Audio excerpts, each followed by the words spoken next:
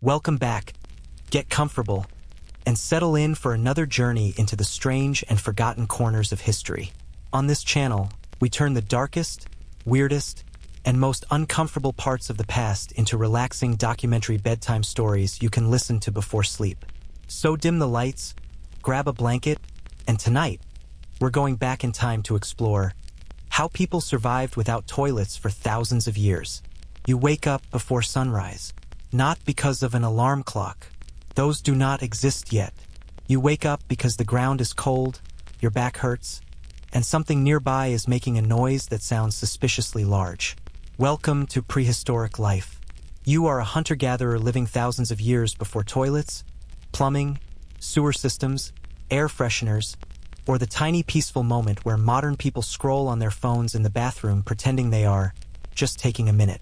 None of that exists. In fact, the very idea of having a special room inside your house dedicated entirely to human waste would sound deeply strange to people in this era. Because nature is the bathroom. The forest is the bathroom. The riverbank is the bathroom. That hill over there? Bathroom. Basically, if you can walk there and squat there, congratulations.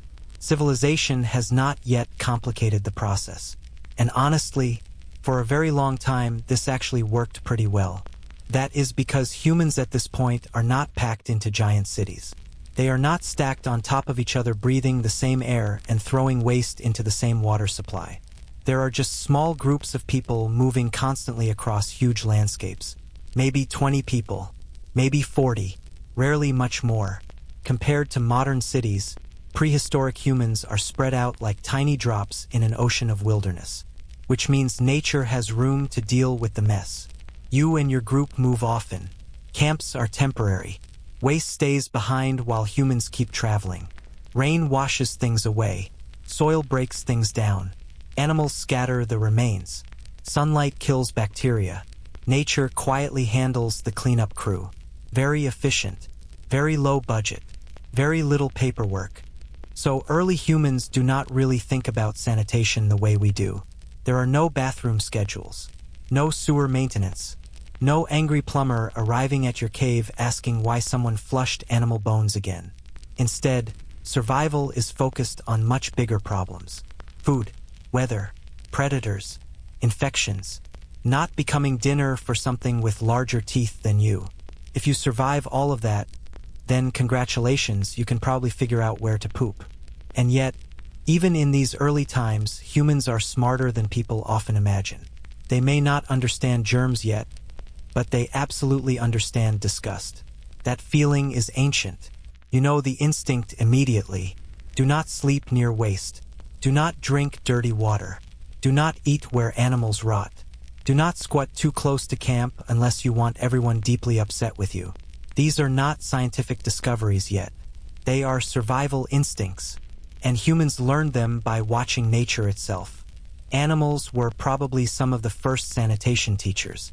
Seriously, prehistoric humans spent enormous amounts of time observing animals because animals taught them almost everything. Tracking, hunting, danger, season changes, food sources, and probably bathroom habits too. Many animals naturally move away from sleeping areas when relieving themselves. Some bury waste. Some avoid contaminated water instinctively. Humans likely copied these behaviors long before anyone understood disease. You can almost picture it. A prehistoric human watching a wolf leave its den area before doing its business and thinking, probably a good idea. Meanwhile, one guy in the tribe ignores this lesson entirely and suddenly nobody wants to eat near him anymore. Social pressure. Humanity's oldest law enforcement system. So over time, basic habits develop. People likely moved away from camp to relieve themselves. Water sources became important boundaries. You do not want waste upstream from where everyone drinks unless your goal is to turn the entire tribe into a vomiting support group. Distance matters. And distance is easy when you live in open wilderness. That is the key thing modern people forget. The earth felt enormous back then. If something smelled bad, you simply walked away from it. Modern humans cannot really do that anymore because there are parking lots and apartment complexes everywhere. But prehistoric humans had space. Unlimited space. That made sanitation much easier. Of course, this does create another problem. Wiping. Human history becomes dramatically less glamorous once you start asking practical questions. Toilet paper is incredibly modern. So what did prehistoric humans use? Well, basically whatever was nearby and did not fight back. Leaves were common. Soft moss worked well in colder regions. Grass, smooth stones, animal fur in some areas, seashells near coastlines, snow in freezing climates, which sounds refreshing for about half a second before becoming emotionally upsetting. Some cultures probably used water washing very early on too, especially near rivers and streams. And honestly, humans became surprisingly creative, because necessity is the mother of invention, and discomfort is apparently the father. Now imagine trying to explain modern luxury toilet paper to a prehistoric hunter. Triple layer softness, lavender scent, ultra comfort technology. This man sleeps beside rocks and eats dried meat with his bare hands. He would think modern civilization has completely lost control of itself. Still, even if prehistoric sanitation was primitive, it had one massive advantage. Humans were constantly moving. That movement solved almost everything. A temporary camp rarely became overwhelmed with waste because the group left before conditions got truly disgusting. Nature reset the area. The land recovered. This system worked for thousands upon thousands of years, which is honestly impressive. Humanity survived the entire prehistoric era with basically the same bathroom strategy used by hikers today. Go somewhere private. Handle the situation. Try not to anger wildlife. Move on. Simple. But prehistoric life was not clean. Far from it. Humans still smelled like smoke, sweat, dirt, animal fat, wet fur, and survival. Bathing was inconsistent. Hands were not sanitized. Parasites existed everywhere. Flies loved everybody equally. And if someone in the group became sick from contaminated water, there was no hospital waiting nearby. There was only hope, and maybe a very concerned-looking tribe elder. Yet despite all this, early humans avoided the giant sanitation disasters that would later destroy cities. Why? Because population density changes everything. A few dozen humans in open wilderness create manageable waste. A few thousand humans trapped together create a nightmare. And humanity is slowly moving toward that nightmare without realizing it. But before we get there, imagine one ordinary prehistoric morning. The sun rises slowly across cold grasslands. Mist hangs above the trees. A small tribe begins waking beside a dying fire. Someone coughs. Someone sharpens a spear. Children stir beneath animal skins. Nearby, a few tribe members quietly walk away from camp toward the trees. No buildings, no pipes, no bathrooms, just instinct and open land. The process is simple and strangely peaceful. Birds chirp overhead. Wind moves through grass. Somewhere in the distance, an animal growls. You finish your business quickly because this is still prehistoric Earth, and getting distracted outdoors is a fantastic way to become part of the food chain. Then you return to camp. Life continues. No flushing, no plumbing, no cleaning chemicals, no awkward public restroom noises. Just nature handling what humans leave behind. And for thousands of years, this system works well enough. Not perfect, but survivable. That is important. Human history is often less about comfort and more about good enough to avoid dying immediately. Prehistoric sanitation fits that perfectly. But slowly, something changes. Humans stop wandering so much. They discover farming. Animals become domesticated. Settlements become permanent. People start building homes instead of temporary camps, which sounds like progress. And it is, mostly. Unfortunately, permanent settlements create a brand new problem humanity has never faced before. Waste starts piling up, because once humans stop moving, the bathroom no longer disappears behind them. Now it stays, closer and closer to where people sleep, closer to food, closer to drinking water, closer to everybody. And suddenly nature cannot clean things fast enough anymore. The old system begins breaking down. The smell gets worse. The insects multiply. Water becomes dangerous. And for the first time in history, humans are about to discover a terrible truth. Civilization is filthy, very filthy, and humanity's long war against its own waste is only just beginning. For thousands of years, humanity had a very simple sanitation strategy. Walk away from the problem. Honestly, it worked surprisingly well. Small groups of hunter-gatherers moved constantly. Camps stayed temporary. Nature had time to clean things up before conditions became truly horrifying. Then humans invented farming, and everything got smellier. First, farming seems like a brilliant idea. Instead of wandering around chasing animals and hoping berries do not poison you, humans realize they can stay in one place and grow food themselves. Amazing. Revolutionary. Civilization changing. Unfortunately, this also means humans stop leaving, which creates a brand new problem nobody fully sees coming. All the waste now stays too. Suddenly, people are not spreading out across giant landscapes anymore. They are clustering together. Families build huts beside each other. Animals are kept nearby. Food is stored close to sleeping areas. Children run through the same dirt every day. And now hundreds of people are all eating, sleeping, sweating, coughing, and relieving themselves in the same small space.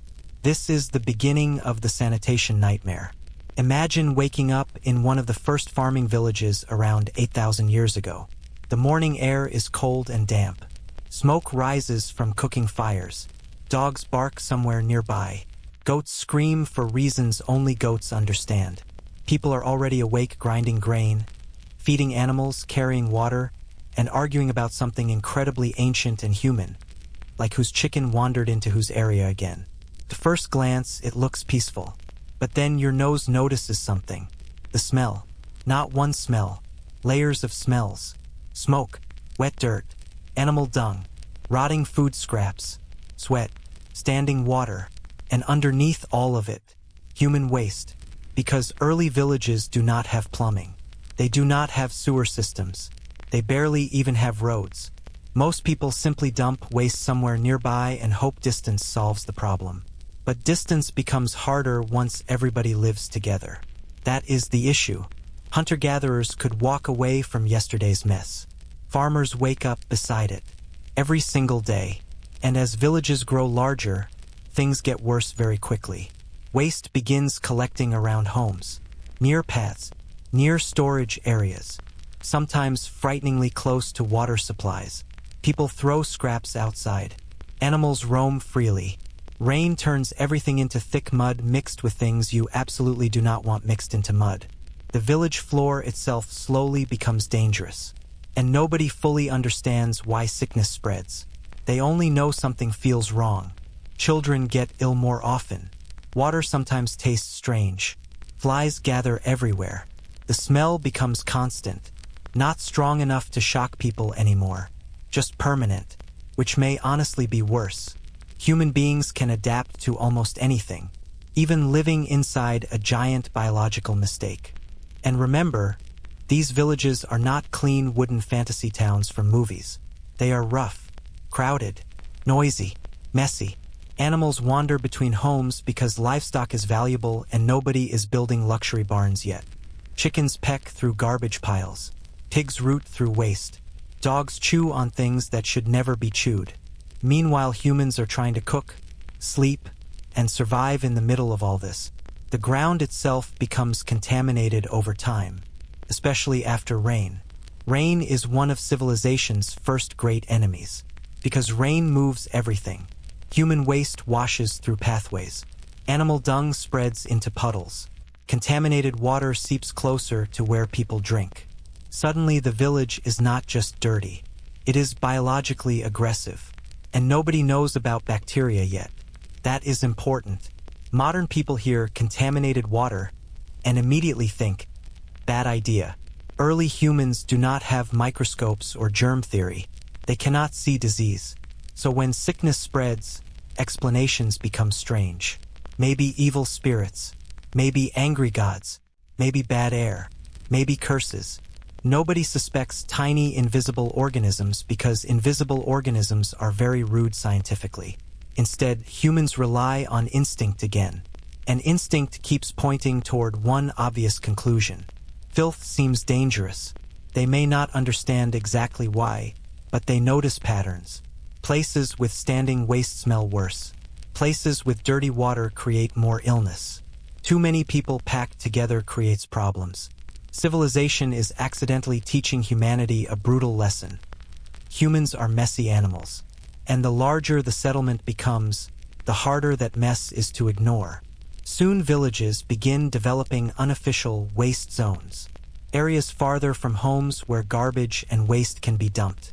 Not because of science yet, because nobody wants to smell it while eating dinner, which is honestly a fair motivation. Some settlements begin digging shallow pits.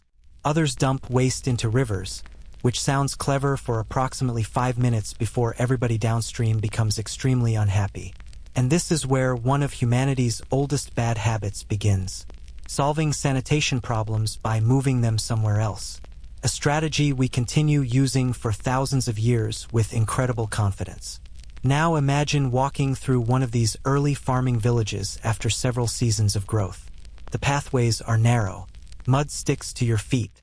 Flies buzz constantly around food and animals. Smoke hangs low in the air from cooking fires. Children run barefoot through dirt that definitely contains things children should not run through barefoot. Nearby, someone empties waste behind a hut. Nobody reacts much. This is normal now. That may be the strangest part. Humans normalize conditions very quickly.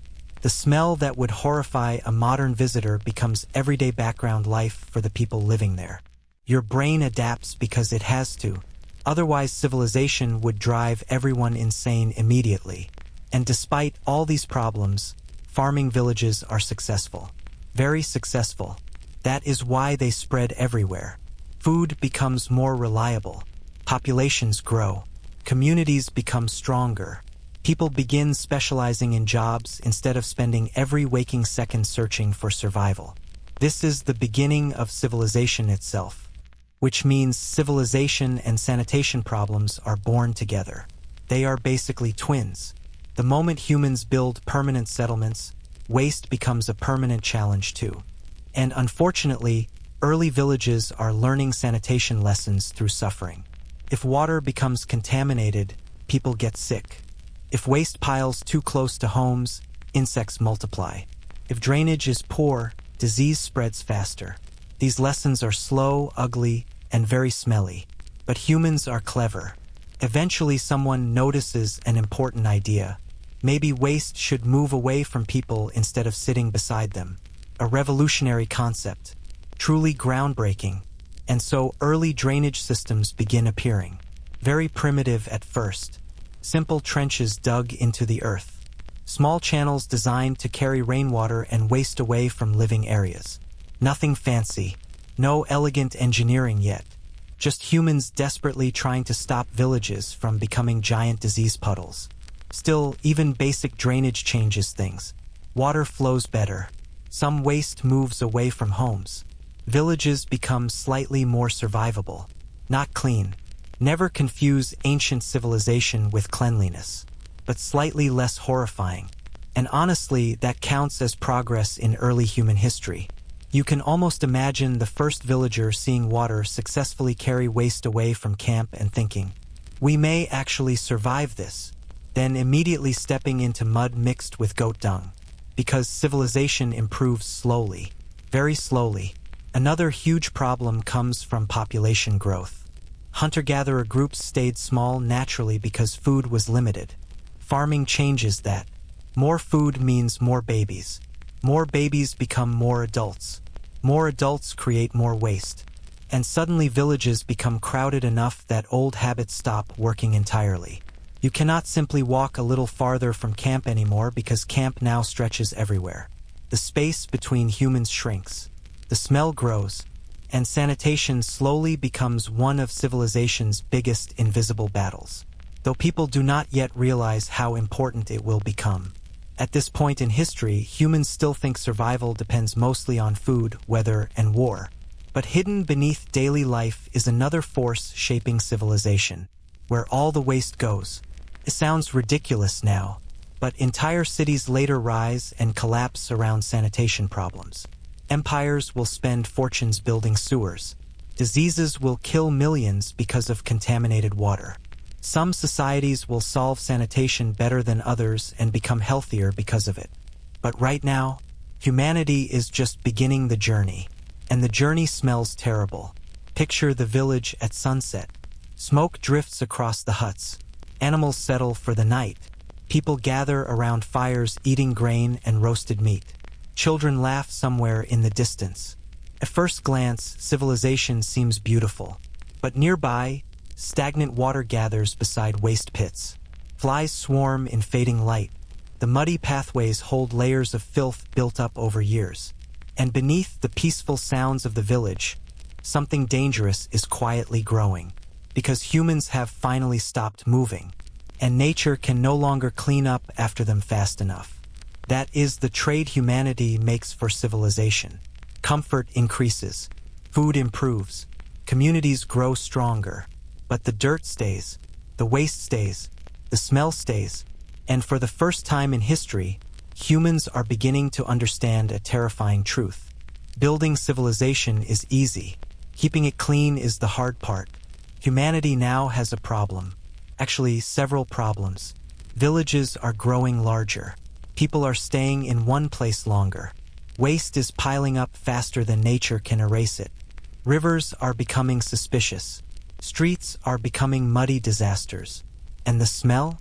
The smell is becoming civilization's unofficial background music. So eventually, somewhere in ancient Mesopotamia, humans make an important discovery. Maybe human waste should go somewhere specific.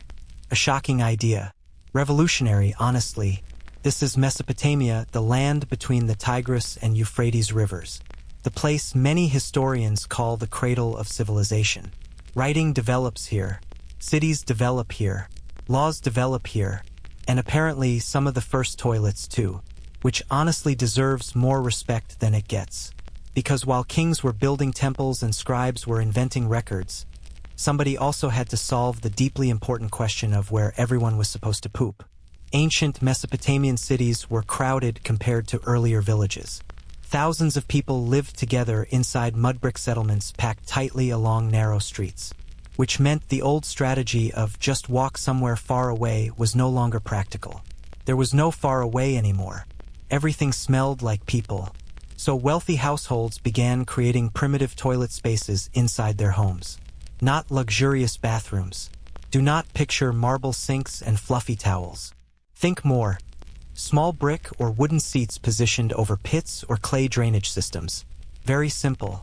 Very practical. Still life-changing. Some homes even had clay pipes carrying waste away from living areas. Which sounds surprisingly advanced until you remember these pipes often emptied into cesspits, open drains, or nearby waterways. Humanity was improving. But cautiously, slowly, like someone cleaning their room by pushing all the mess into one corner. The rich benefited first, of course. They always do. If you were wealthy, you might have a private toilet area in your home. If you were poor, congratulations. The street still existed. Class differences shaped sanitation from the very beginning. The upper classes gained privacy and slightly less smell. Everyone else got creative. And even these early toilets were not exactly pleasant. Ancient cities remained hot, crowded, and filled with odors. Open drainage channels ran alongside streets. Waste mixed with animal dung, mud, food scraps, and whatever else people threw outside, which was apparently everything. Imagine walking through an ancient Mesopotamian city in summer. The heat presses down heavily. Flies buzz everywhere. Narrow streets trap warm air between mud brick walls. Open drains carry murky water slowly through the city. Somebody nearby empties a waste jar outside. A goat screams. Children run through mud that absolutely should not be touched by human feet. And somehow civilization continues functioning. That may be humanity's greatest skill. Adapting to conditions that should probably end us. Still, these early sanitation systems mattered enormously. For the first time, humans were trying to direct waste away from where they lived. That idea changes history. because civilization can only grow so large before sanitation becomes unavoidable. You can ignore hygiene problems in a tiny village. You cannot ignore them in a city of thousands. Eventually, the smell starts making political decisions for you. And Mesopotamia slowly learned that organized waste removal helped cities survive. Not perfectly. Disease still spread constantly. Water contamination remained common. Insects loved urban life. But basic drainage reduced chaos. And in ancient history, reducing chaos counts as innovation. There were also workers responsible for cleaning certain areas and removing waste. A truly terrible job description.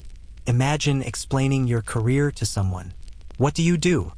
I carry ancient sewage. Human civilization owes an enormous debt to people who handled disgusting tasks nobody else wanted. They rarely become famous. But without them, cities collapse into biological warfare zones almost immediately. Ancient people may not have understood bacteria, but they understood one important thing very clearly. Too much filth nearby feels dangerous. And honestly, that instinct carried civilization surprisingly far. Mesopotamia marks the beginning of something huge. Humanity attempting to engineer cleanliness. Not complete cleanliness. Let us not get unrealistic, but controlled filth, managed filth, directed filth. Civilization's entire sanitation story basically becomes, how do we move waste somewhere else before it kills us? A question humanity spends thousands of years answering badly. But this is the beginning. The first toilet spaces, the first drainage systems, the first urban sanitation efforts. And somewhere inside a hot Mesopotamian city, a wealthy man sits on one of history's earliest toilets thinking, yes, this is progress. Meanwhile outside, somebody dumps a bucket into the street, because history moves unevenly, very unevenly. If Mesopotamia taught humanity how to build early sanitation systems, Egypt taught humanity something equally important. Heat changes everything. Ancient Egypt was hot, not mildly uncomfortable hot, not drink more water hot, truly aggressive sunlight trying to cook the entire landscape. And surprisingly, that climate actually helped sanitation in certain ways. Dry heat destroys moisture quickly. Waste dries faster. Smells spread differently. Bacteria struggles more in harsh desert conditions. Of course, this does not mean ancient Egypt smelled pleasant.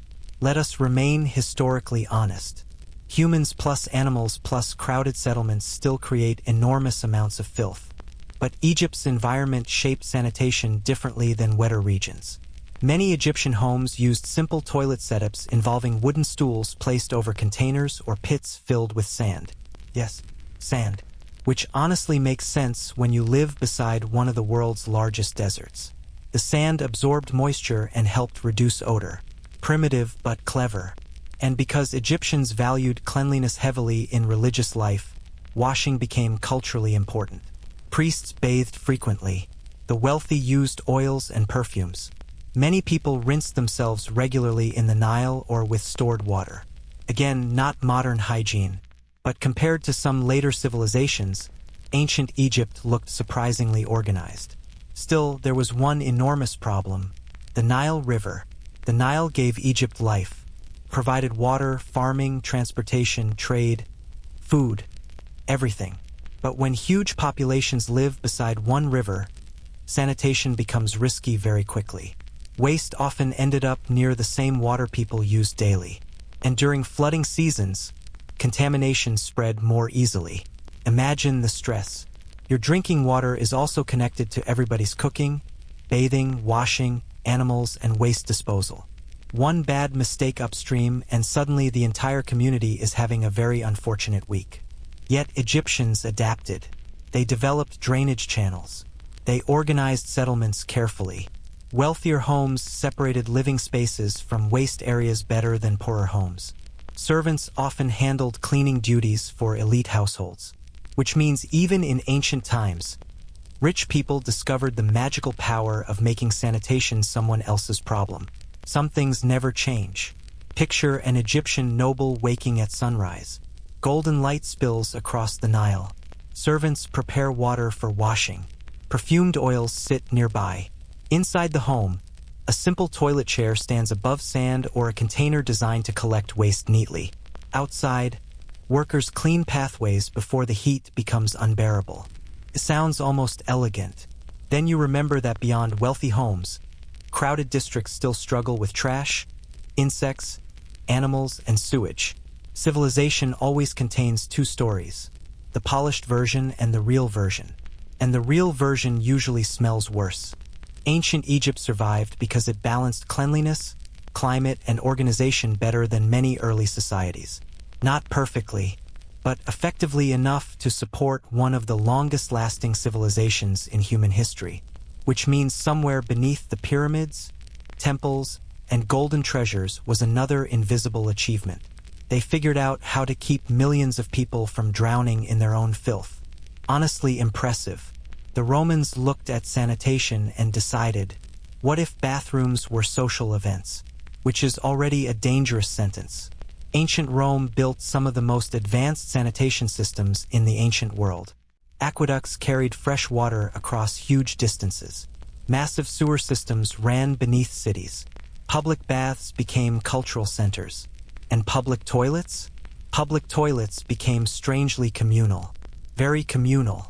Roman public latrines were large rooms lined with stone toilet seats placed side by side with absolutely no privacy barriers. None. You and several strangers simply sat together handling deeply personal business while casually discussing politics, trade, military campaigns, or whatever else Romans felt like talking about. Imagine modern office small talk, but infinitely worse. A typical Roman latrine had rows of stone seats with holes cut into them. Beneath the seats, flowing water carried waste away into sewer systems. In front of the seats, another shallow water channel allowed people to rinse shared cleaning tools. And here we meet one of history's most horrifying bathroom inventions, the sponge on a stick. Instead of toilet paper, Romans commonly used a shared sponge attached to a wooden stick. After use, it was rinsed in water or vinegar, then reused. By other people, humanity survived entirely through luck. Still, Roman sanitation engineering was genuinely impressive.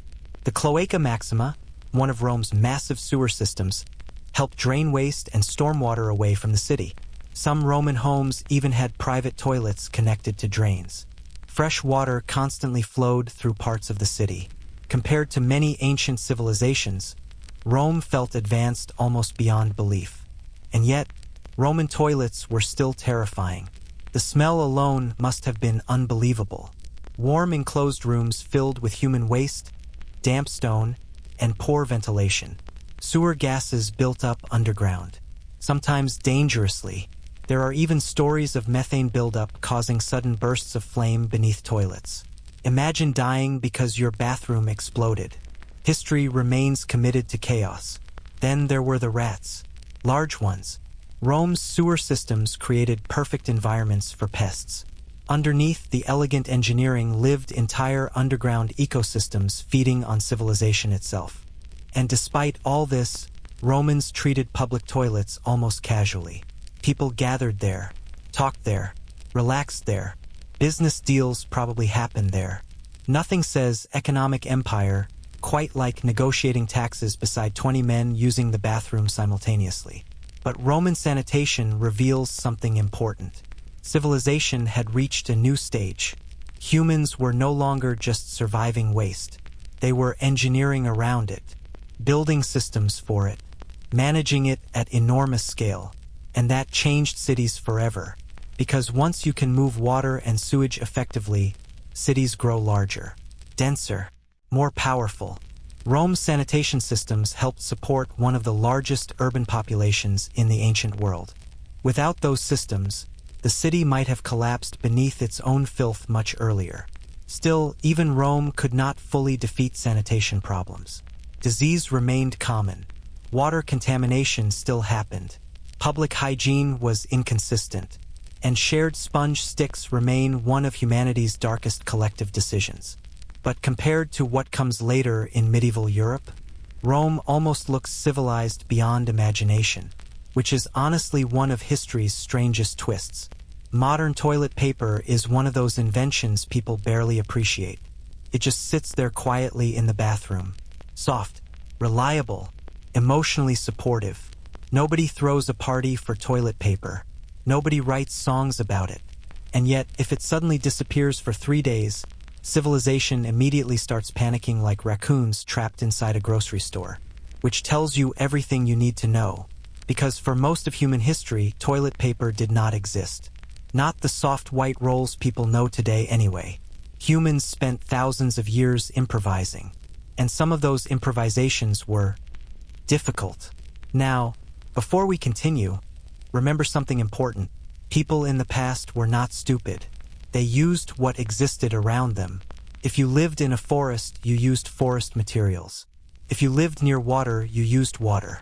If you lived somewhere cold, well, sometimes you made deeply unfortunate choices involving snow. Human sanitation history is basically one long story of adaptation mixed with regret.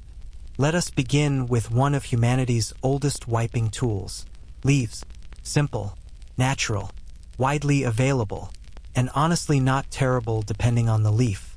This created an important prehistoric skill: knowing which plants were safe to touch in extremely sensitive situations. Because one wrong decision could turn an already uncomfortable afternoon into a spiritual crisis. Imagine explaining poison ivy to future generations. Some ancient people also used grass, bundles of straw, or soft moss. Moss was especially useful in colder northern regions because it absorbed moisture well and felt softer than many alternatives. Which is not saying much.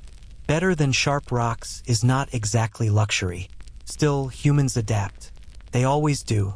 Near coastlines, shells were sometimes used. Yes, seashells. And if you are wondering how exactly that worked, historians are wondering too. Some people believe smooth shells helped scrape or clean effectively. Others believe water washing mattered more in coastal regions anyway. Either way, the ocean was somehow involved in bathroom logistics. Humanity is truly a creative species. In colder climates, snow became an option, which sounds refreshing right until you imagine the actual experience. Nothing wakes a person up faster than accidental ice-based regret. Then there were stones. Small, smooth stones. Again, not ideal. But ancient life rarely focused on ideal conditions. It focused on surviving another day without dying from weather, animals, infections, or neighboring tribes. Comfort was a luxury, and bathroom comfort was almost non-existent. Some cultures preferred washing with water instead of wiping materials. This became common in many warm regions where water was easier to access regularly. Even today, large parts of the world still use water-based cleaning methods instead of dry paper. And honestly, many historians point out this was often cleaner than some European methods later on, which says concerning things about Europe. Now let us talk about the Romans again. Because Rome somehow manages to make sanitation both advanced and horrifying at the same time. Their famous sponge on a stick, called a tersorium, was shared in public latrines. Shared. That word alone should concern you deeply. The sponge sat in vinegar or salt water between uses, which Romans believed cleaned it sufficiently. Modern biology would like to disagree aggressively. Imagine entering a crowded Roman bathroom and seeing one communal sponge being passed around like public property. At that point, even leaves start looking luxurious. But ancient sanitation choices were heavily shaped by class. Wealthy people had better access to cleaner materials, private washing areas, servants, and cleaner facilities. Poor people used whatever existed nearby. Old cloth scraps, plant fibers, handfuls of hay, sometimes absolutely nothing at all besides water. Human history becomes less glamorous the more realistic you get. And yet civilizations functioned. Empires rose. Armies marched. Philosophers debated the meaning of existence. All while billions of humans across history were handling sanitation with methods that would emotionally destroy modern people. Now imagine traveling through time and handing a prehistoric hunter a modern triple-layer toilet paper roll. The softness alone might convince him you are a god. Meanwhile, a medieval peasant would probably cry from happiness. And a Roman might stare at it suspiciously before asking why the empire wasted so much material on but luxury. Still, even primitive wiping methods reveal something fascinating about humanity. people always tried improving comfort when possible. Soft moss was preferred over rough grass. Water washing was preferred over dry scraping when available. Even ancient humans searched for cleaner, easier solutions. Civilization slowly moves toward comfort. Very slowly, and with many embarrassing experiments along the way. But all these methods worked best when human populations stayed relatively spread out. Once cities grew larger, sanitation problems multiplied again. Because wiping is only one part of the equation. The real issue becomes, where does all the waste go afterward? And unfortunately, medieval Europe is about to answer that question in the worst possible way. If ancient Rome looked surprisingly advanced, medieval Europe often looked like civilization had accidentally tripped down a staircase. The fall of the Roman Empire did not just collapse armies and politics. It also damaged sanitation systems. Aqueducts broke apart. Sewer systems stopped functioning properly in many places. Urban maintenance declined. And slowly, European cities became dirtier. Much dirtier. Now, to be fair, medieval people were not walking around proudly choosing filth like villains in a fantasy movie. Life was simply hard. Cities grew quickly. Infrastructure struggled. Most people were poor. And survival mattered more than urban cleanliness. Still, the sanitation situation became catastrophic. Imagine entering a medieval city just after rain. The streets are narrow and crowded between tall wooden buildings. Mud covers everything. Except this is not normal mud. This mud contains animal waste, food scraps, rotten material, sewage, and probably several diseases currently looking for new opportunities. Pigs wander freely. Horses leave waste constantly. Dogs dig through garbage piles. And humans? Humans add their own contributions directly into the mix. Because most homes do not have toilets. Instead, people use chamber pots. Simple containers kept indoors, especially at night. Convenient in theory, terrifying in practice. Because once the chamber pot filled up, somebody had to empty it. And the solution medieval cities often chose was throw it outside. Yes, out the window, into the street. Sometimes with warning, sometimes without warning.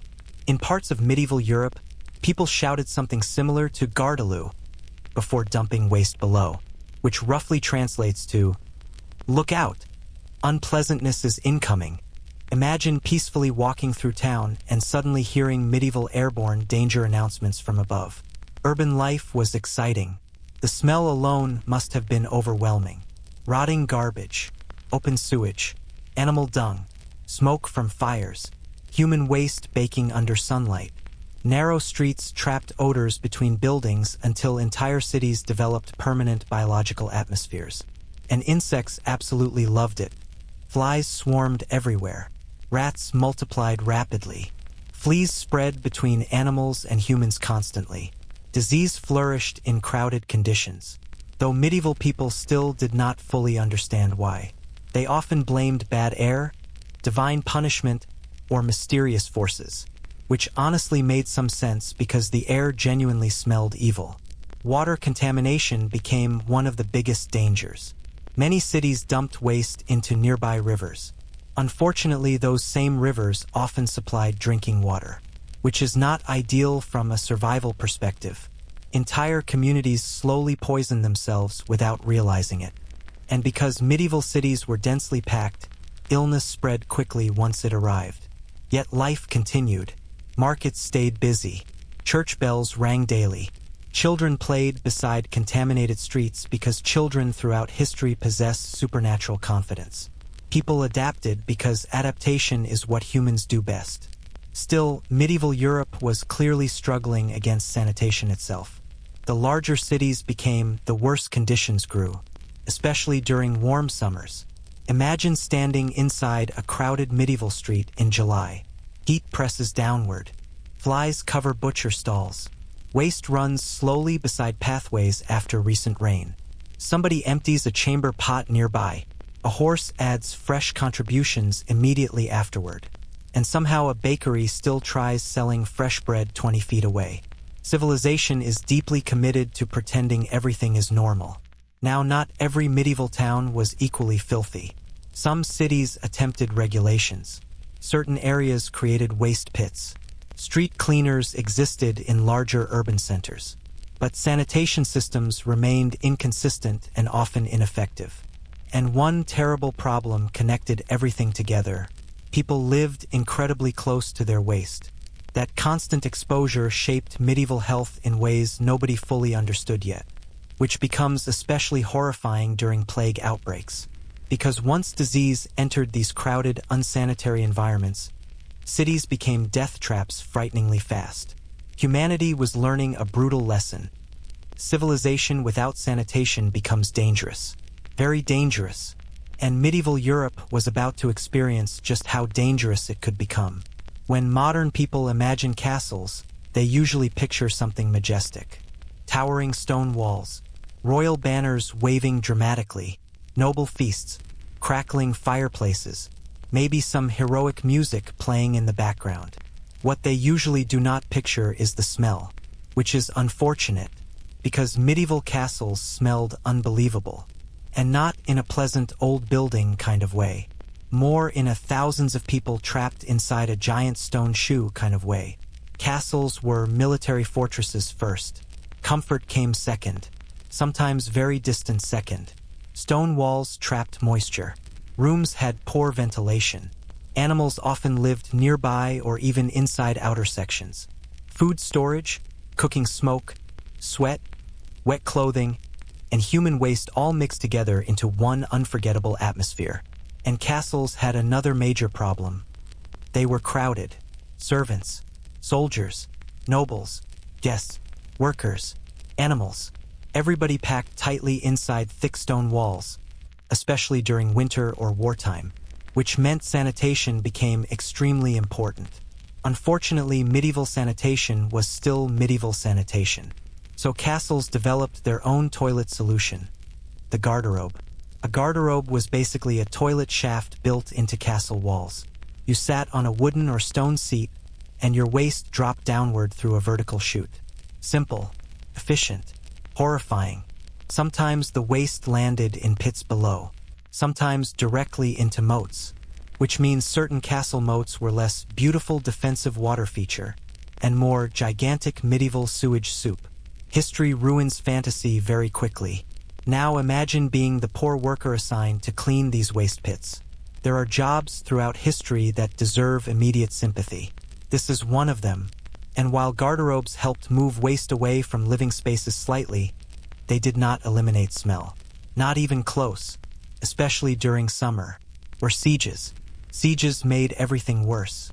Imagine hundreds of people trapped inside castle walls for weeks or months while waste continues piling up. Fresh air becomes limited. Water supplies become dangerous. The smell intensifies daily. Disease spreads more easily, and nobody can simply leave. Castles during long sieges probably felt less like royal strongholds and more like slow biological emergencies. Winter created different problems. Cold air trapped smells inside thick stone rooms. Ventilation stayed poor. Moisture gathered everywhere, and people bathed less frequently during colder months, meaning castles developed rich, complex odor ecosystems. Smoke, sweat, wet wool, animals, rotting food, waste shafts, human bodies packed together beside fireplaces. Imagine entering a medieval great hall after several weeks of winter life. The air would hit you like a physical object. Yet nobles still tried maintaining elegance. Perfumes became important. Herbs were scattered on floors. Incense burned during important events. Rich clothing covered unpleasant smells temporarily. But underneath all the luxury, medieval sanitation realities remained unavoidable. Even kings still needed toilets. And even castles still smelled like humans living too closely together. That is one of history's funniest truths. No matter how powerful an empire became, nobody escaped sanitation problems completely. Not emperors, not nobles, not warriors. Everybody remained only a few bad smells away from biological reality. And medieval castles prove it perfectly.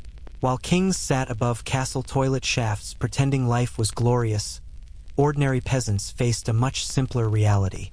Most daily sanitation happened very close to home. Very close. Because medieval villages did not have organized sewer systems. Most people lived in tiny wooden homes beside dirt roads, animals, muddy fields, and neighbors who were also trying not to drown in their own hygiene problems. And unlike castles, peasant villages did not even have the luxury of pretending things were elegant. Life was practical, messy, and deeply connected to the outdoors. Most villagers used outdoor privies. Simple little wooden structures built above pits in the ground. Basically medieval outhouses. Not comfortable, not private, and definitely not good during winter. Imagine waking up in the middle of a freezing medieval night. Wind howling outside. Everything dark. You wrap yourself in rough wool clothing and walk through mud toward a tiny wooden hut carrying humanity's oldest responsibility. No heating, no lighting, probably spiders, and possibly something growling somewhere nearby. History was exhausting. Still, privies were better than simply dumping waste into the street. At least in theory. The problem was that waste pits filled up eventually, and somebody had to deal with that. Enter one of history's least appreciated workers, the night soil collector. Yes, that was a real job. These workers removed human waste from pits, cesspools, and privies, usually at night when fewer people were around. Probably because nobody wanted to watch. Imagine spending your career hauling medieval sewage through dark village roads while everyone avoided eye contact. Human civilization owes these people a tremendous apology. But without them, villages became dangerous quickly. Because when waste stayed too close to homes, disease spread faster. Water became contaminated. Flies multiplied. And the smell settled permanently into daily life. Animals made everything worse. Medieval peasants lived very close to livestock because animals were survival. Chickens wandered freely. Pigs rooted through garbage. Cows stayed nearby. Horses produced mountains of waste every single day, which meant village pathways were never just dirt. They were layered history, and rain turned all of it into thick, muddy chaos. Imagine walking through a medieval village after heavy rain.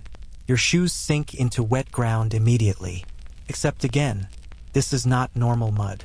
This mud contains animal dung, food scraps, sewage runoff, and mysterious liquids nobody wants identified.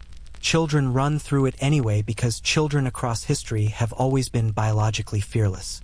Meanwhile, adults carry water buckets, chop wood, clean tools, and attempt to continue normal life while standing inside what is essentially an outdoor contamination experiment. And yet, somehow villages survived. That is the remarkable part. Humans adapt incredibly well to terrible conditions. Most peasants probably stopped noticing the smell after a while. Your brain can normalize almost anything if exposed long enough. Smoke from fires, wet animals, rotting straw, waste pits. The odor simply became part of life. Like weather, seasonal changes also mattered enormously. Summer heat intensified smells and insects. Flies covered everything. Waste fermented in the heat. Water sources became more dangerous. Disease spread faster. Winter created different problems. Frozen ground made digging difficult. Waste piles accumulated longer. Cold trapped odors closer to homes. And nighttime trips to the privy became tiny survival missions. Nobody in medieval Europe was having a glamorous bathroom experience. Still, peasants developed routines. Communities often placed privies farther from wells when possible. Some villages created shared dumping areas. People slowly learned practical sanitation habits through experience, even without understanding bacteria. Again, humans recognized patterns before they understood science. Dirty water made people sick. Rotting waste attracted danger. Distance helped. And over generations, survival knowledge passed quietly through daily life. Not through textbooks, through mothers warning children where not to drink. Through villagers avoiding certain areas after floods, through hard, painful experience. Because civilization teaches lessons brutally, and peasants paid the price first. Yet despite all the filth, medieval villages also had warmth. Families gathered around fires. Neighbors helped during harvests. Children played beside fields. Life continued. Humans laughed, argued, celebrated, and survived even while surrounded by sanitation problems modern people would find unbearable. That may be history's strangest truth. People can become emotionally comfortable almost anywhere, even beside a giant waste pit. If medieval villages smelled terrible, life at sea somehow found ways to become even worse. Because ships had one enormous problem. There is no good place to put human waste on a floating wooden box full of terrified wet humans. Especially not during storms. Now imagine spending months trapped aboard a medieval or early modern ship. The deck constantly moves beneath your feet. Everything smells like salt water, sweat, wetwood, fish, smoke, and unwashed bodies. Food slowly rots, fresh water grows stale, and privacy no longer exists as a concept.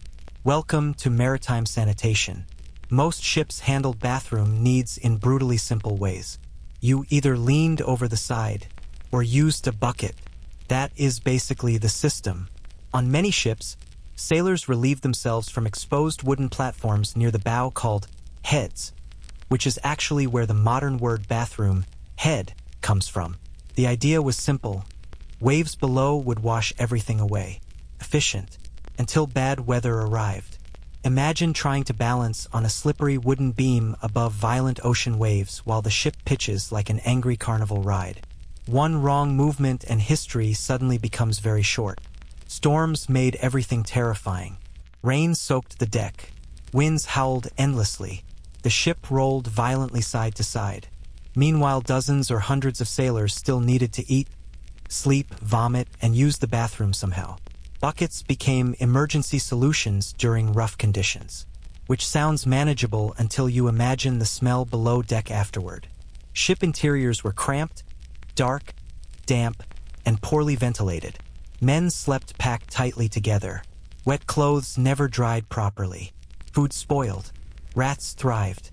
And sanitation deteriorated rapidly on long voyages, especially when disease appeared, because disease aboard ships spread like wildfire. Contaminated water became a constant danger. Barrels grew foul over time. Food supplies attracted insects. Poor hygiene weakened crews. And once sickness entered a crowded ship, everybody became trapped with it. There was nowhere to escape.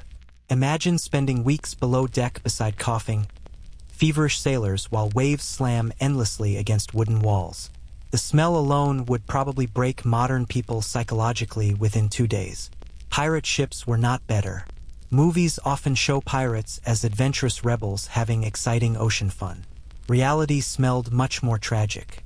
Pirates lived in brutal crowded conditions with limited food, little fresh water, infected wounds, insects, and terrible sanitation.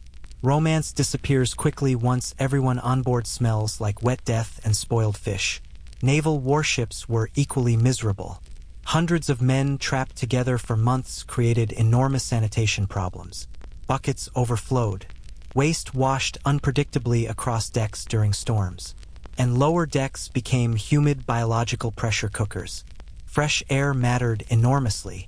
Without ventilation, ships turned into floating disease machines. And still humans crossed entire oceans this way. That is honestly incredible. People discovered continents, built trade routes, fought wars, and explored the world while living inside conditions modern cruise passengers would riot over immediately. Human endurance is deeply underrated. But ship sanitation reveals another important truth. Civilization expands faster than comfort.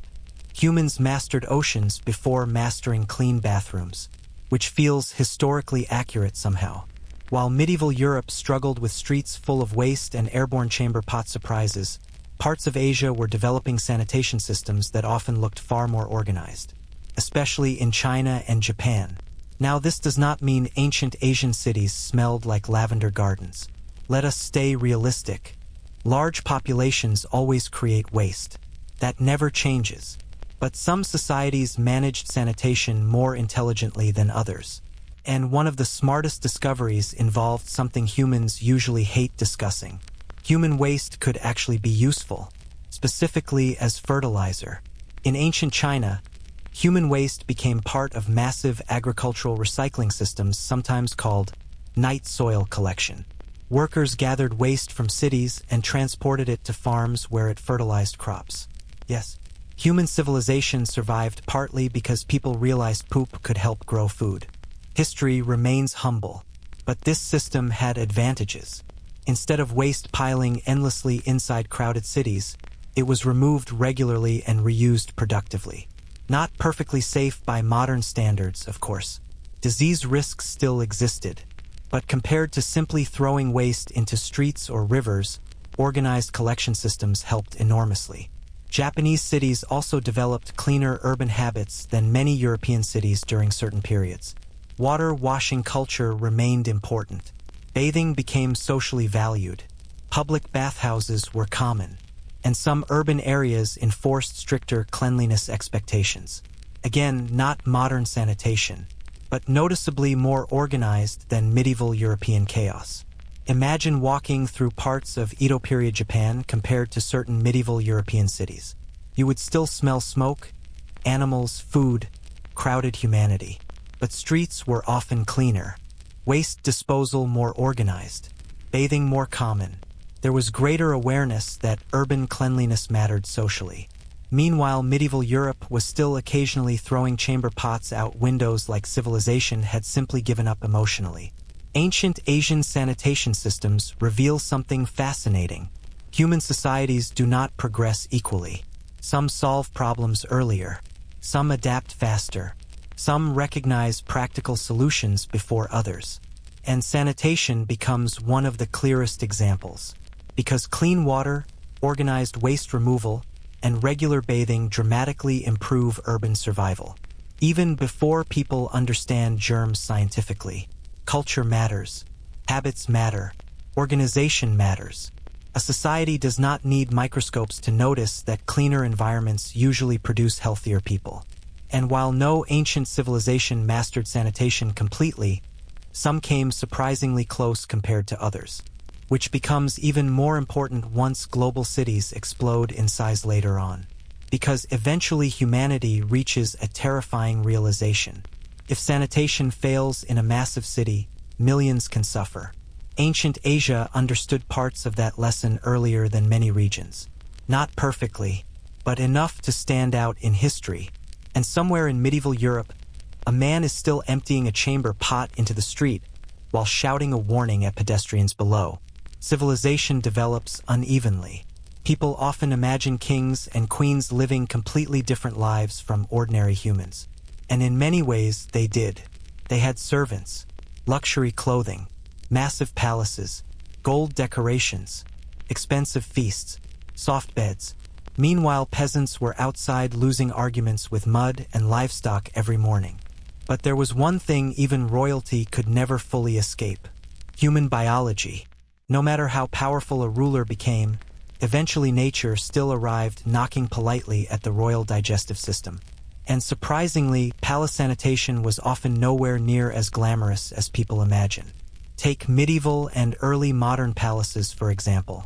Huge buildings, hundreds of rooms, thousands of servants and guests, endless banquets, animals nearby, fireplaces constantly burning, and underneath all the luxury, a massive invisible sanitation problem, because giant palaces produced giant amounts of waste.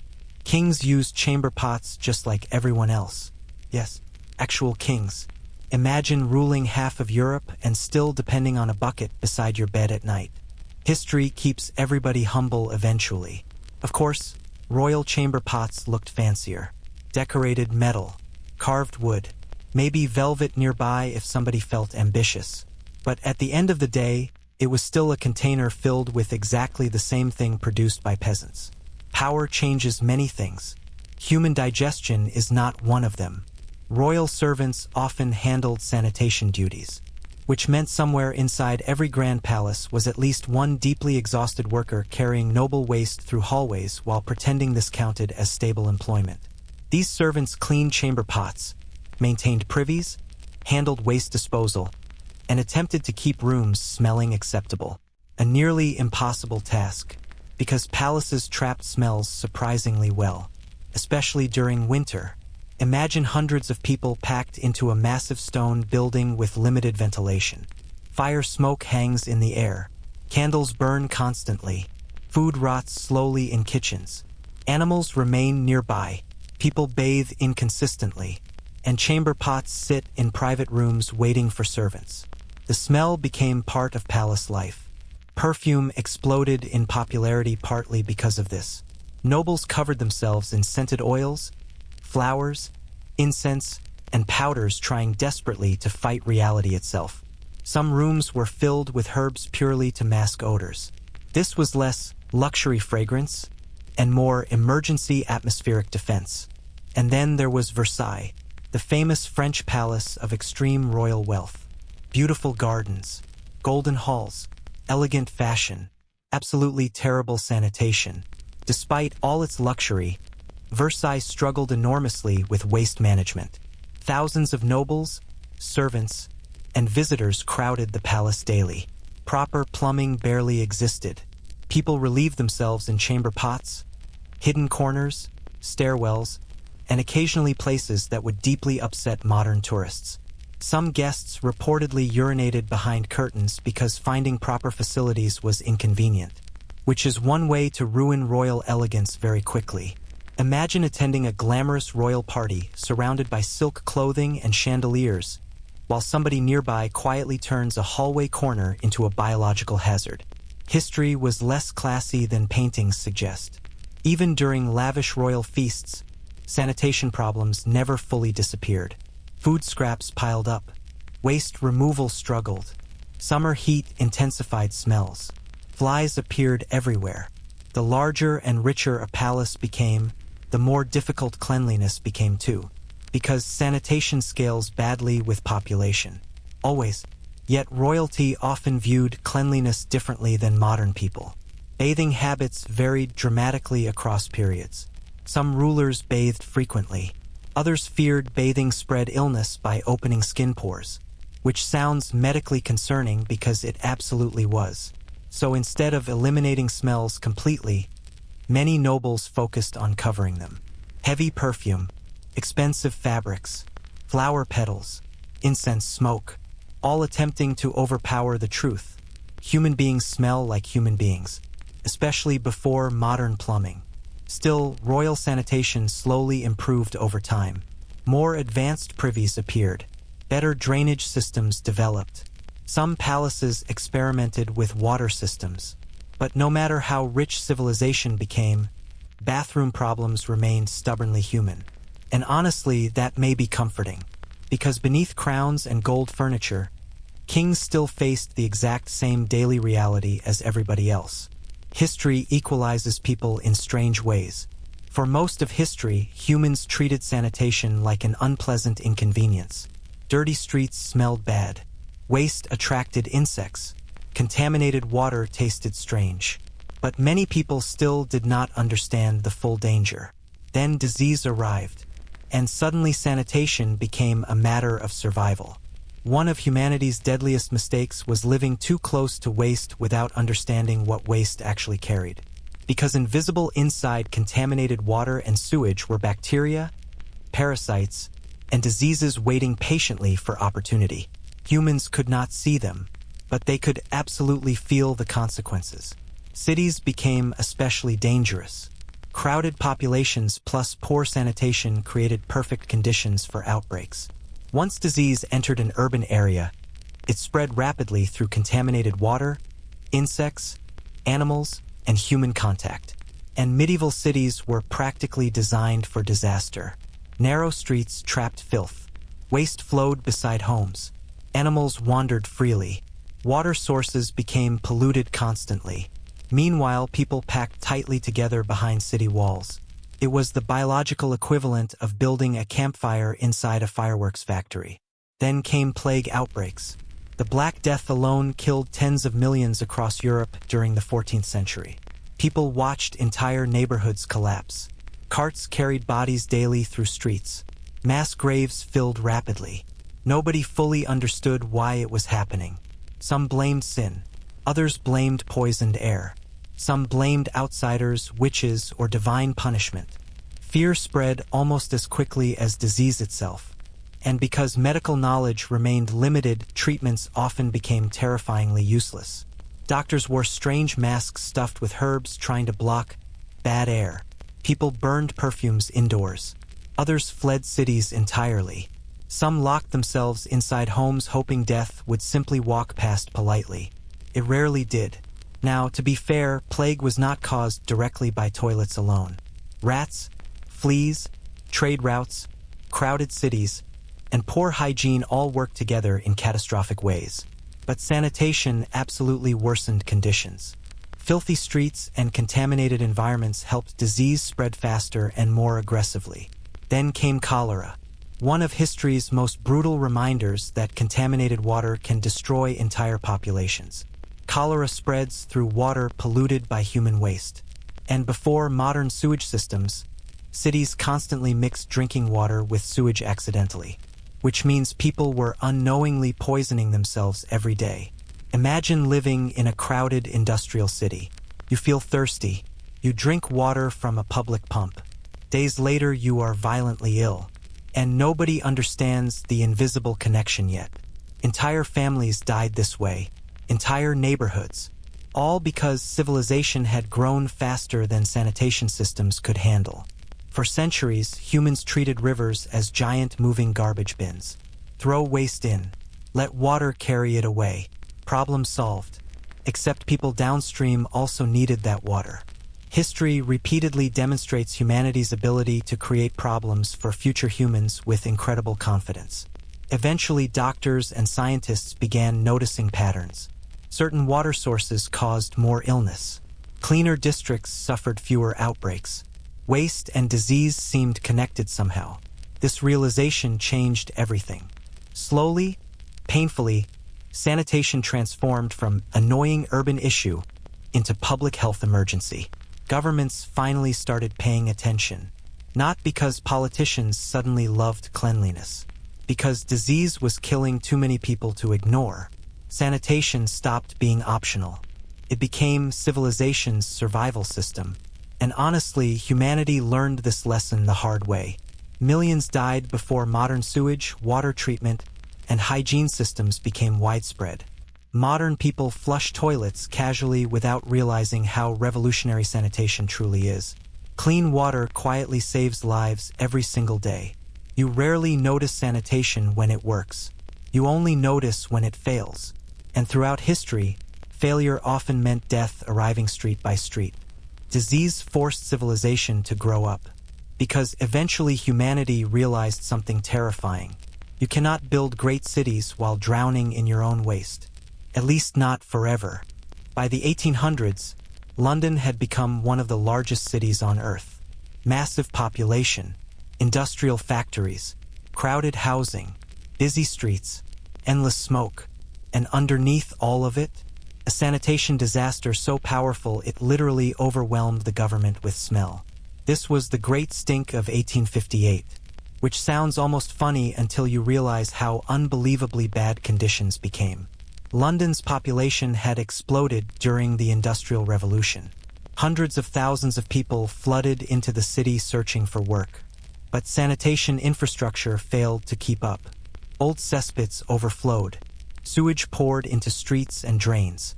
And most importantly, huge amounts of human waste emptied directly into the River Thames. Unfortunately, the Thames was also deeply connected to the city's drinking water, which is one of history's worst urban planning decisions. By summer 1858, heat intensified everything. The river became thick with sewage and industrial waste. The smell grew unbearable. Not unpleasant, not strong, unbearable. People described the odor as overwhelming, suffocating, almost physically aggressive. The Thames basically transformed into a giant open sewer cooking beneath the summer sun. Fish died.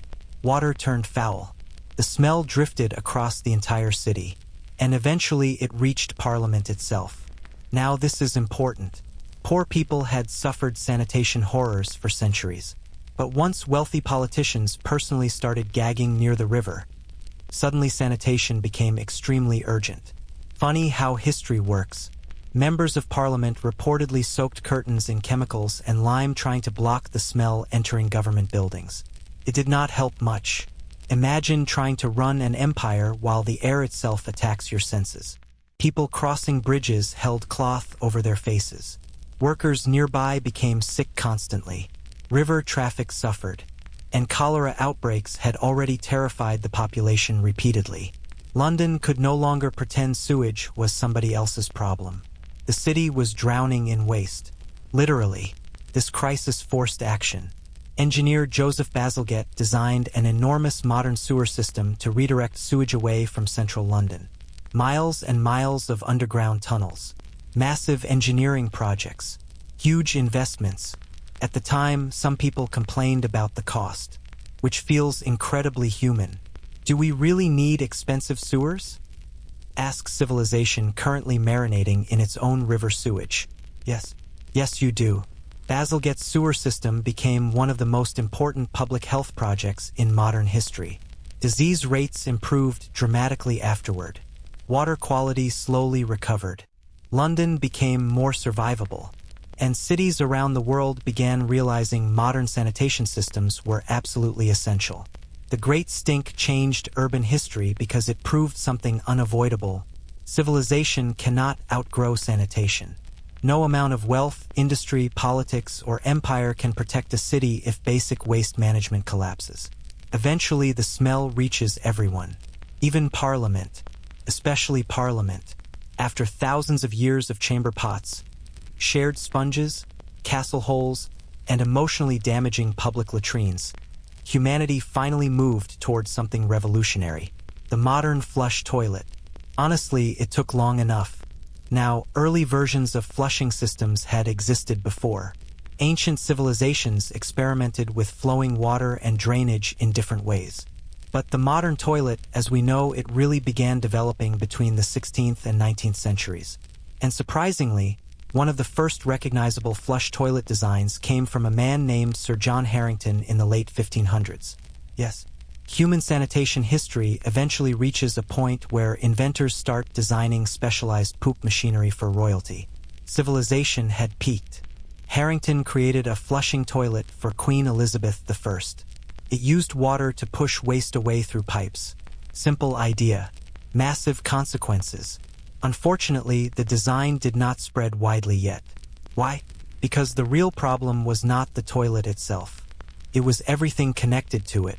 You can invent the greatest toilet in history, but if cities still dump sewage into streets and rivers, congratulations, you have simply created a more elegant route toward disaster.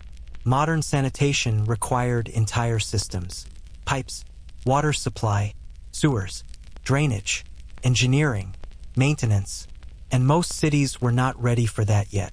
Still, the idea survived. Over the next few centuries, inventors improved flushing mechanisms, water seals, and plumbing systems.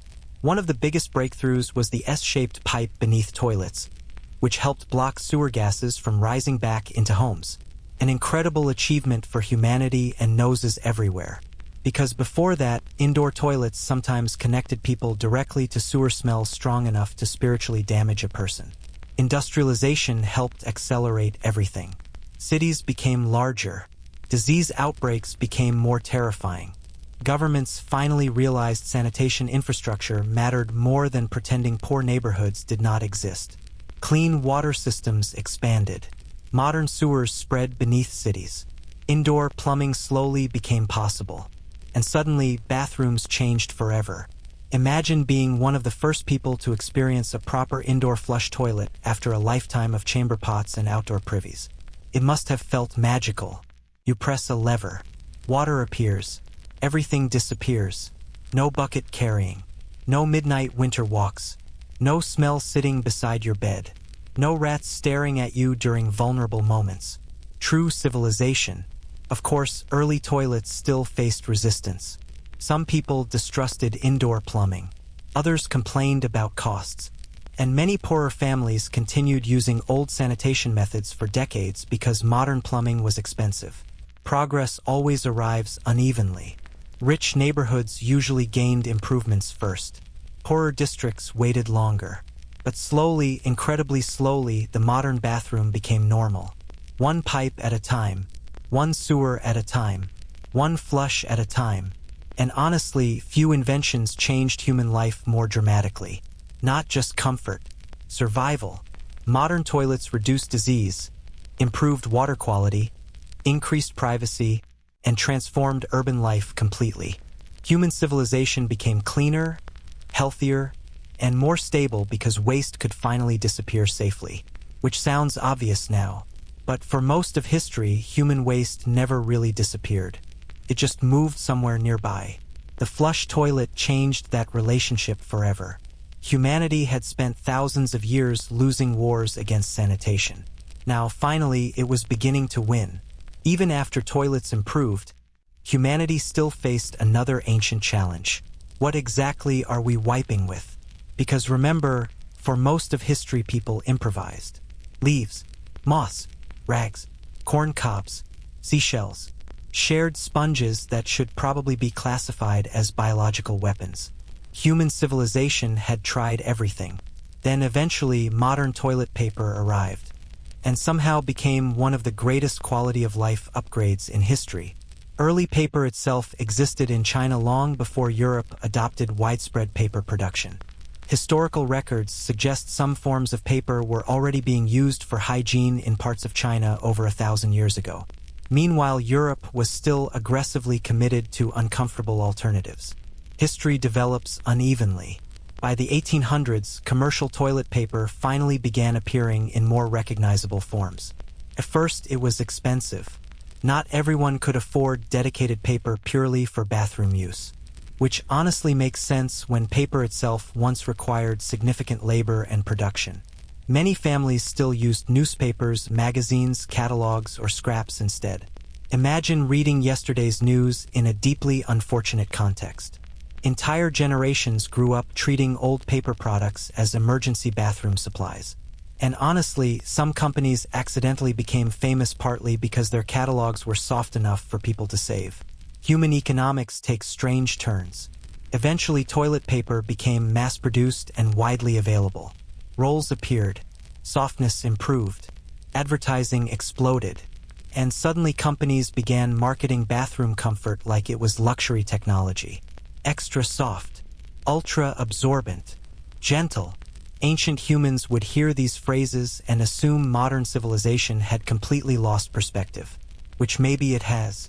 But after thousands of years of rough leaves and mystery fabric, humanity had earned softness. Still, toilet paper also revealed how quickly humans adapt to comfort. Once people experienced modern products, older methods suddenly felt unimaginable. A medieval peasant might survive winter using straw. A modern person panics if the store runs low on two-ply rolls for 48 hours. Comfort changes expectations permanently, and toilet paper became emotionally important in ways historians probably never predicted. It became normal, invisible, part of daily life, which is often what happens to humanity's greatest inventions. People stop noticing them once they work reliably. Nobody wakes up grateful for indoor plumbing every morning. At least not until the plumbing fails. Then suddenly civilization feels extremely fragile. Toilet paper quietly represents one of humanity's favorite dreams, making unpleasant things easier, softer, cleaner, more private. That is really the entire story of sanitation. Thousands of years spent trying to improve one unavoidable part of human existence. And honestly, humanity deserves some credit for persistence alone. At first glance, toilets seem like a strange way to study history. Not heroic enough. Not glamorous enough. Nobody builds giant blockbuster movies around sewage systems. Usually. But sanitation quietly reveals more about civilization than almost anything else. Because toilets expose how humans really lived. Not the polished version shown in royal paintings. The real version. Messy, crowded, improvised. Human waste shaped architecture. It shaped city planning. It shaped class systems. Even privacy itself.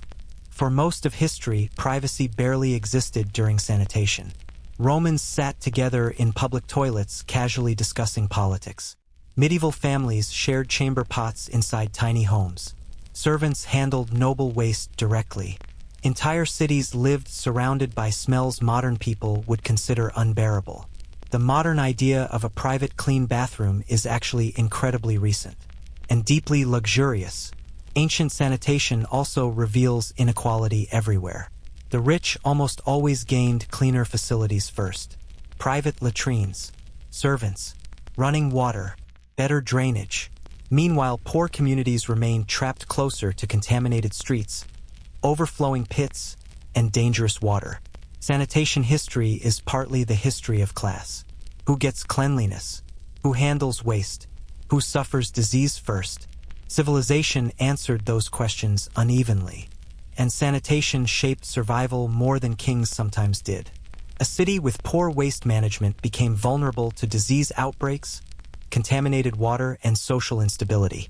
Empires spent fortunes on armies while ignoring sewage systems beneath their streets, often with catastrophic results. Some historians even argue sanitation infrastructure mattered more to long-term survival than many wars, which sounds less dramatic than battlefield stories, but deadlier. Toilets also reveal something surprisingly emotional about humanity. People always searched for dignity, even in terrible conditions. Peasants tried placing privies farther from wells. Ancient cities built drainage channels. Romans engineered flowing water systems. People scattered herbs to hide smells. Bathhouses became social spaces. Civilization constantly searched for cleaner, safer, more comfortable ways to survive. Not perfectly, but persistently. And perhaps most importantly, sanitation history reveals how adaptable humans really are.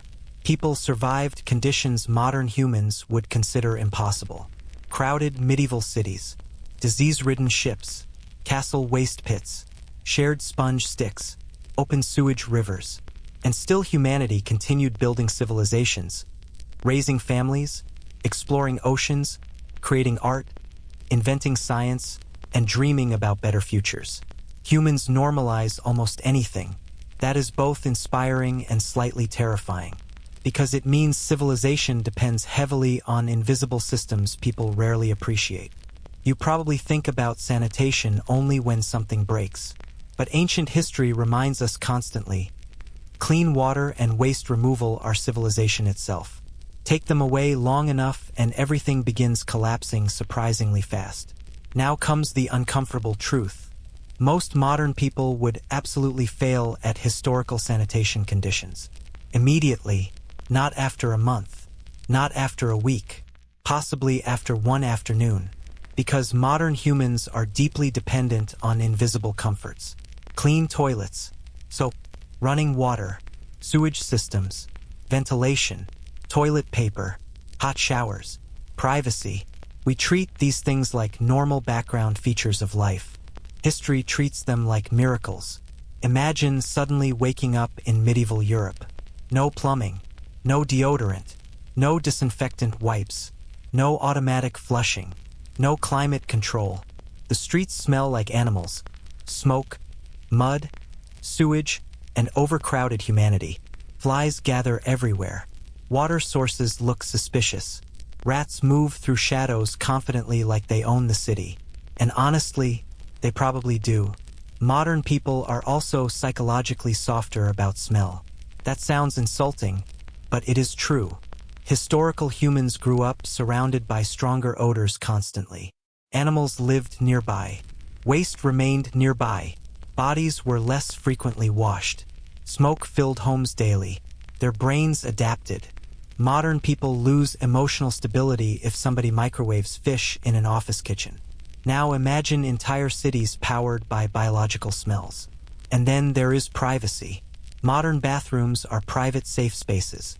Historical sanitation rarely offered that luxury. Romans used public latrines together. Ships forced sailors into humiliating conditions. Peasant homes barely separated bodily functions from daily life. Even kings used chamber pots carried away by servants. Human vulnerability stayed visible constantly. Disease exposure would also overwhelm modern immune systems psychologically. Historical people lived beside parasites, contaminated water, insects, and infections routinely. Modern sanitation dramatically reduced many everyday disease risks. Without it, life expectancy drops quickly. Children die more often. Outbreaks spread faster. Simple injuries become dangerous. All because waste stays too close to people. That is the real lesson of sanitation history. Human civilization depends on controlling waste more than controlling armies. You can build castles, governments, trade routes, and industries. But if sewage enters drinking water long enough, civilization weakens from the inside. And modern humans forget this because sanitation works quietly. You flush. Water carries everything away. Pipes hidden underground remove danger from sight. Treatment systems clean water invisibly.